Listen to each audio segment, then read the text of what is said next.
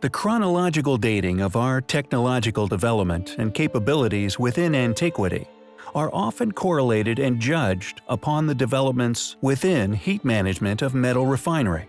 For example, one of our strongest arguments against the modern-day attested view that ancient Egyptians were the builders of the Sphinx, the pyramids, the tombs, etc., is partly based upon their lack of ability in heating a furnace to a sufficient enough temperature to create the hardened metal tools needed to penetrate and carve such hard stones.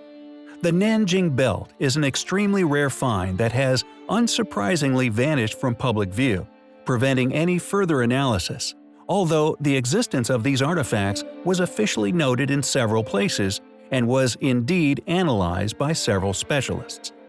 What is amazing regarding the Nanjing belt is its age, but most importantly, what it is made of.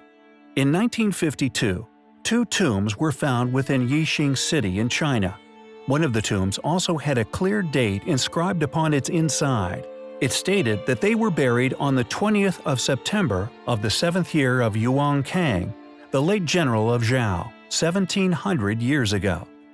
When the belt was initially retrieved, it was sent for analysis at the chemistry department of Nanjing University. The results were astonishing: 10% copper, 5% manganese, and the remaining was 85% pure aluminum. However, the development of aluminum is a very modern achievement, requiring extreme heats to smelt, heats that we believe were impossible to manage at the time. Alumina is dissolved in molten cryolite at 1000 degrees C, with a melting point of pure alumina being 2054 degrees Celsius. So, the question persists: how could such an artifact exist? A question once taken up in the West by 3 scholars, Butler, Glidewell, and Pritchard, at St. Andrews University.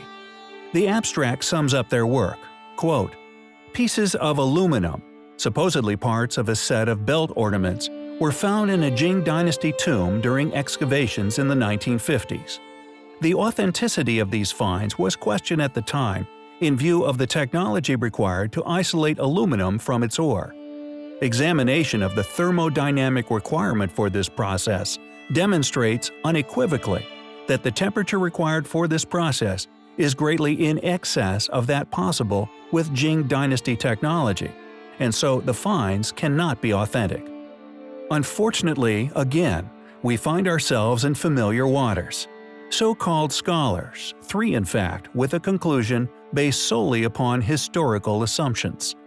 Unfortunately, the artifact was seemingly too controversial for some, and it has disappeared, sadly, quite possibly forever.